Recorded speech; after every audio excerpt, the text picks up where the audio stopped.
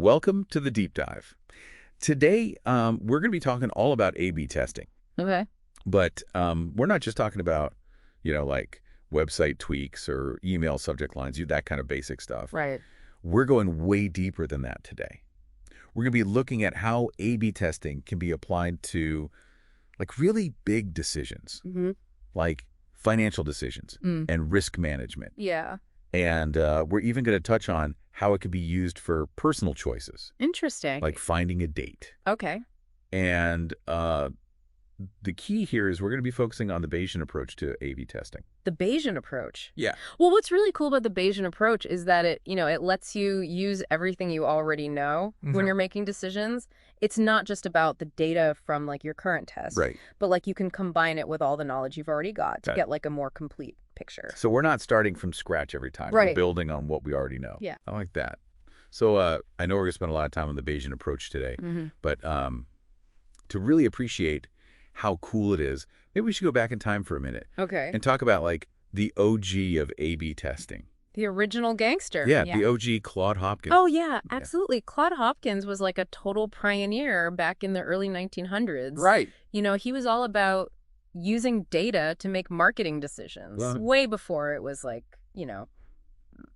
a common thing. I remember reading about his campaign for Schlitz beer. Oh, yeah. It was brilliant. Tell me about it. Everyone was already using live steam to clean their equipment back then, but he like turned it into this huge selling point. He did. It's amazing how he took something so normal and made it seem so special. Exactly. He just understood how to present the data in a way that was compelling.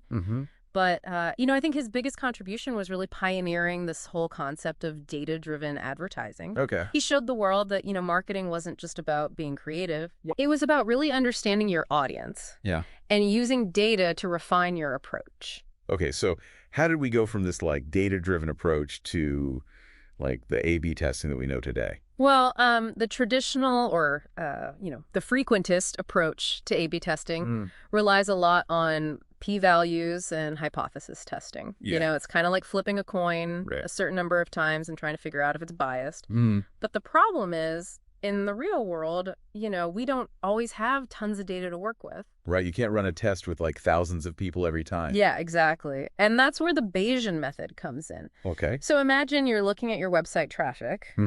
You probably already have some idea of how many people visit your site every month.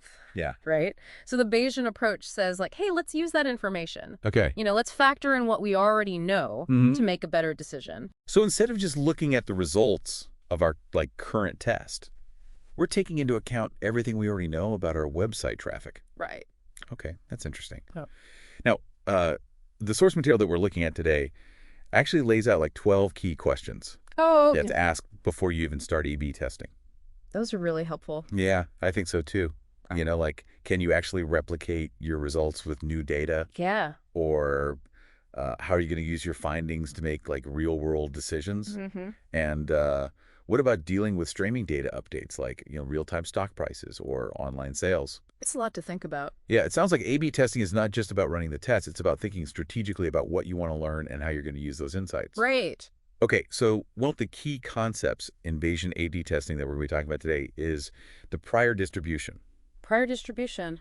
Yeah, it sounds kind of technical. Yeah. But how would you explain it in like simple terms? Well, it's basically a way to formally include all that valuable information. Okay. That exists outside of your data set. So instead of just relying on the data from our A/B test, we're bringing in other sources of information. Exactly. To help us make sense of it. That's it. Okay, so for example, let's say we're testing ad copy. Okay. Our prior distribution could include like, click-through rates from our past campaigns, industry benchmarks, even like expert opinions on what works best. It's all about layering those insights on top of your new data. Okay, so it's like having this panel of advisors helping us make sense of the data. That's a great way to put it. I like that. I remember that the source material had this really cool example about choosing between two movies. Oh, yeah. The Madam Web versus Mother of the Bride thing. Yeah, that's the one. So like, prior knowledge from sources like IMDb and Rotten Tomatoes can actually help you make a better decision about which film to watch. It's like having your own personal panel of movie critics. Yeah, exactly. So I'm starting to see how this same logic can be applied to all sorts of decisions, not just like you know which movie to watch. That's right. Okay, so we've talked about the basics of the Bayesian approach and how important those prior distributions are. But how do we actually use all this information to make decisions? Well, that's where posteriors come in. Posteriors. Yeah. Okay, that sounds a little scary. Well, it's not really that bad. It's just a fancy way of saying updated beliefs. Okay. So after you run your A/B test, the posterior distribution combines your prior knowledge with the new data to show you like the likely range of outcomes for each option. So it's not just about getting like one single answer. It's about understanding the range of possibilities. Right. And how likely each outcome is. Yeah, exactly. Okay, so instead of just saying like option A is better, we can say option A has a higher probability of being successful based on, you know, all the information we have. Yeah. That's cool.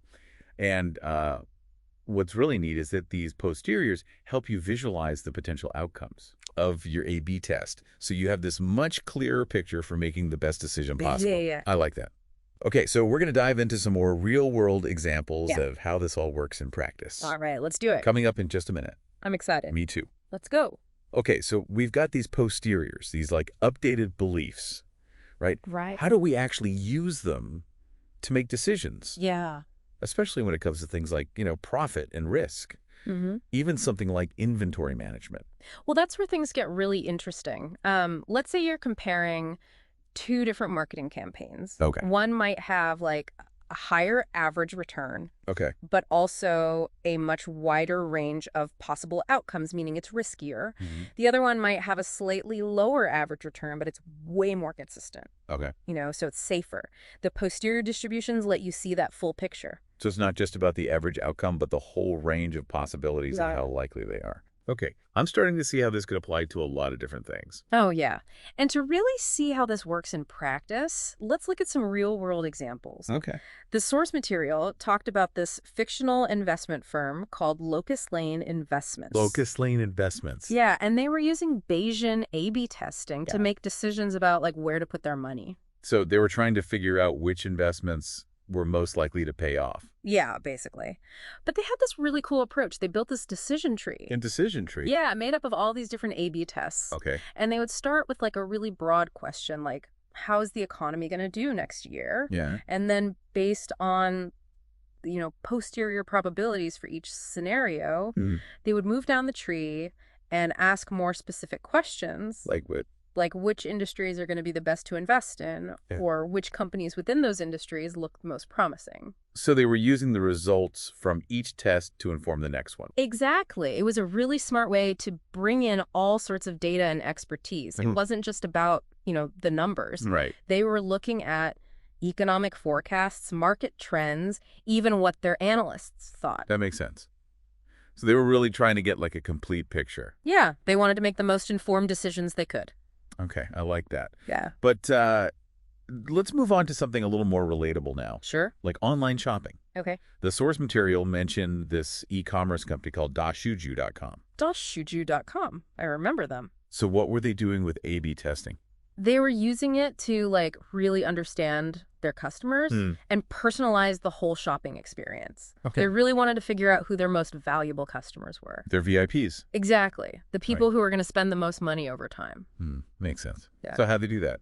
Well, they use tools like Google Analytics, you know, combined with these Bayesian methods to analyze all sorts of data. Like what? Customer behavior, purchase history, even like what they looked at on the website.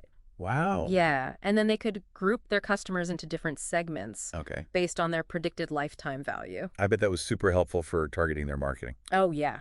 It was huge. They could send personalized emails, offer special deals, even design their website to appeal to different groups. That's really smart. Yeah. So they were using the data to create a better experience for their customers. Exactly. And it probably helped them make a lot more money, too. I bet. Okay, so we've seen how Bayesian A/B testing can be used in finance and e-commerce. But the source material took it even further, right? Oh, yeah. Talk about how this approach can even be used for personal decisions. Like dating. Yeah, there was that example about Ron. Oh, right. Ron trying to make the perfect dating profile. Yeah, I think we've all been there. For sure. So many pictures to choose from. So much pressure. That's tough. So what did Ron do? Well, he had these two totally different photos. One showed him being all adventurous, you know, hiking and stuff. The other one was more like artsy, playing guitar, reading poetry. Two very different sides of Ron. Yeah. And he wanted to know which one would get him more dates. So what did he do? Did he just flip a coin? Nope. He A/B tested them. What? Yeah. He put both pictures up on his profile Okay. and tracked how many women rated him on each one. He was using real data to figure out which photo was more attractive. Exactly. I love it. So which photo won? The adventurous one, it got way more ratings. Really? Yeah, it led to more matches and conversations. Wow. But here's the thing. Ron realized he didn't just want more matches. Okay. He wanted to meet someone who was actually compatible with him. Right. So he started thinking about those qualitative aspects too. Like what? He would track not just how many women rated him, but also like how good the conversations were. So he was adding in his own personal experience to refine the results of his A/B test. Exactly. It shows that data can be super helpful for personal decisions, but it shouldn't be the only thing you consider. Okay, that makes sense. This whole conversation has been really eye-opening. Yeah. I never realized how many different ways you could use A/B testing. It's a versatile tool. We've gone from investment strategies to online shopping to dating profiles. And we're not done yet. Oh, right. There's one more area we need to talk about. Risk management. Risk management. That sounds kind of intimidating. It can be, but it's really important. Okay, so how does Bayesian A/B testing help with something as complex as risk management? It's all about understanding like the whole range of what could happen, Okay. not just focusing on the average outcome. Right, because sometimes those like rare events, like the ones you don't really expect, Yeah. can have a huge impact. Exactly. Those black swan events. Black swan events, I like that. Yeah, they can really catch you off guard. A market crash or a natural disaster. Exactly. And that's where Bayesian A/B testing comes in. Okay. Because it helps you look at all the possibilities, even the Yeah. rare ones. So we're not just thinking about what's most likely to happen, Right. but also what could happen. Yeah, even if it's not very likely. Okay, I get it. And the source material had this interesting example Oh, yeah. about two dog owners. The golden retrievers. Yeah, Sumar and Martha. Right. So Sumar's like super careful with her dog. Okay. Homemade organic food, regular checkups, the whole 9 yards. Wow, so she's like a really dedicated dog mom. Totally. And then you've got Martha, Okay. who's more laid back, store-bought food, only goes to the vet when she has to. Two very different approaches. For sure. And they both think their dogs are going to live forever. Of course. But then they start looking into pet insurance. Okay. And things get interesting. What happened? The insurance company used both like traditional and Bayesian methods to assess the risk. Okay. And guess what? Right. Sumar's dog was considered higher risk. Really? Yeah. And she had to pay higher premiums. I would thought the healthier dog would be lower risk.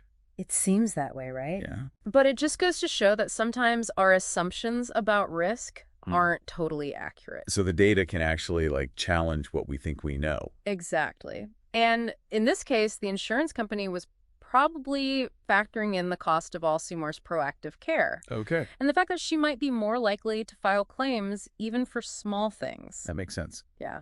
So it's not just about how healthy the dog is. Right. It's about all these other factors too. Exactly.